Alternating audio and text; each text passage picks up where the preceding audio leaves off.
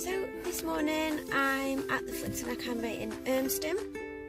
I'm about to do the Alixa Flexibility course programme this morning. It's a 2-day course, really excited. The first time I meet Alixa after talking over email for quite a few months and collabing on a more recent post about the importance of safe stretching that I did earlier. So yeah, really excited to actually meet her in the flesh and to learn some new and safe stretching techniques, hopefully to pass on to everyone else too. I'm really excited.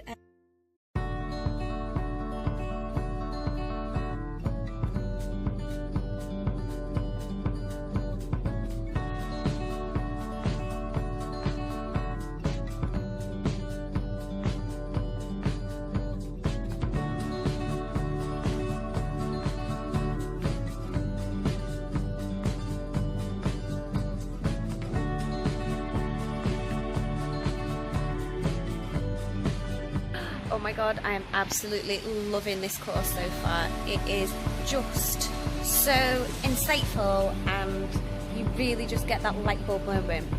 Alixa is amazing. She's my new best friend and I just think her techniques, you can really see she's put a lot of thought and time and energy into the stretches she's created. So yeah, really excited to get on this afternoon.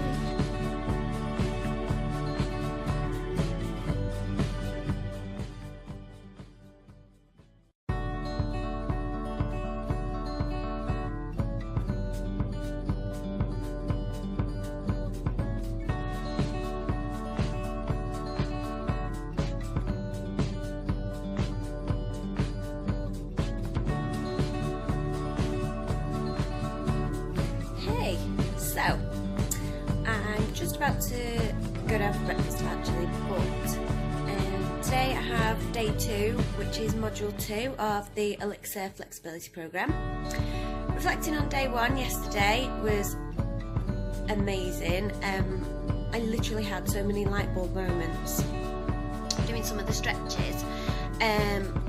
So, you know, if I've been feeling tightness or discomfort in certain areas, the exercises literally highlighted and pinpointed where the pain or discomfort or stickiness was coming on, so then you could work on that specific area, and then working on that specific area enabled you to then improve your flexibility as a whole. So yeah, hugely interesting.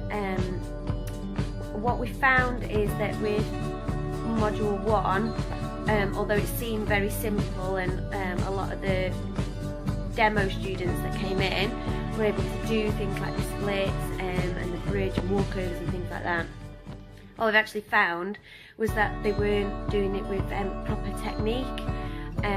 So, you know, squaring of the hips, which enables all these things are there to protect the body. So Alixa's whole thing is that, you know, being flexible and going past that hyper-flexible, past that contortionist is completely achievable in a safe manner, but you have to almost rewrite your train of thought of your own flexibility and flexibility as a whole and how you get there. So it's all about building the blocks. So quite often some of the teachers do, like I'm doing today, module 1 and module 2 back to back, so that you can start to see the progressions then in the building blocks, and the stress is on the safety of it. And so obviously you will have some students who, or you might think yourself, oh well, what's the point in doing these really simple exercises? Well, the point is to help the children, is to help students or your own body to be safe, so that in, you know, 10, 20 years you're not going to start to see these problems and issues and injuries that arise from stretching or doing elements in an unsafe way. Yeah, so looking forward to doing day 2, forward to seeing how module 1 compares to module 2, and yeah, I'll check back in with you later. See you later.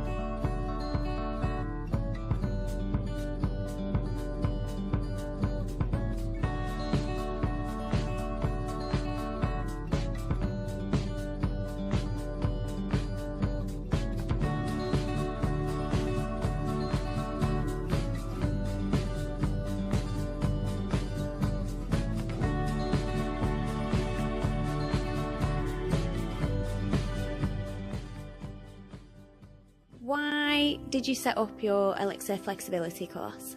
Well, the reason that I started setting that up is because I was really tired, honestly, of seeing so many students getting injured. We would go to competitions and I'd see the students that my students were competing against, and it was just like injury after injury after injury from these other students, and they're all quite young. And it was so discouraging for me to see that happening.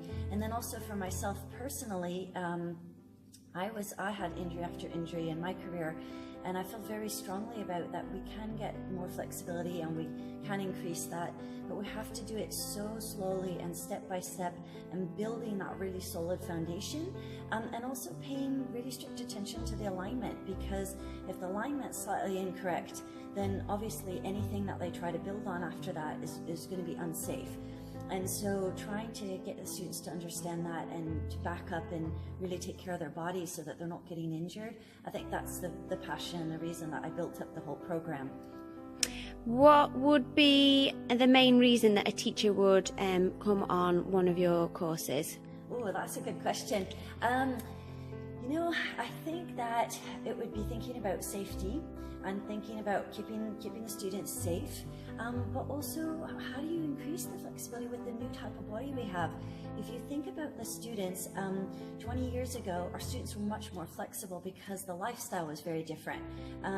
Kids were moving all the time, and they were constantly in motion. They were a bit more flexible than now. Now you look at the 6 and 7-year-olds are very tight from all the sitting that they're doing, and so the hips get very tight, their hamstrings get shortened up, and then you've got the technology, which doesn't help us at all. So they're on their phones and they're doing things like this to get very tight in the neck and the upper back and shoulders. And so I think for the teachers it's really discouraging, because the stretches that you used to use, in the old days, back a few years ago, they don't work anymore, because you've got students with very different body types right now. And so the hips are already rounded out and the spines are already rounded. Everything's very tight to begin with. And so the more traditional stretches that we used to use don't work anymore. And we also have a lot more information nowadays about how the body works.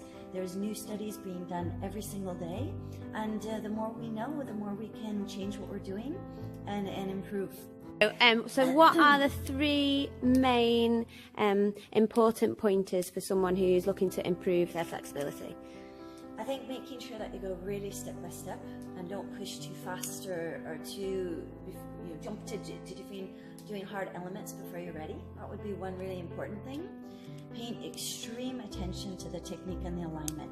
Because, for example, if you're doing a hip flexor stretch and you're trying to get those hip flexors stretched out, and you're arching in the back and you're letting the core go out, you're not going to be accessing the hips correctly, and you're also not going to be able then to use that flexibility for anything. So making sure that core is really engaged and then accessing the hips is very important. The third thing that you really have to think about is making sure that you use mobility. So we're not looking for a flat passive flexibility. We're trying to look for that nice mobility in the body so that the flexibility is actually useful, and so it's safe on the body and the body's opening up naturally, not through force. And when are you next back in the UK? Oh, we're going to be back in the UK in February. So you can check our website, and there's a whole list of different courses that are coming up in February around the UK, and then we'll be hopefully back in the fall, the autumn again. And hopefully put some courses in Scotland. In February we'll have courses up in Ireland as well as the UK. Thank you.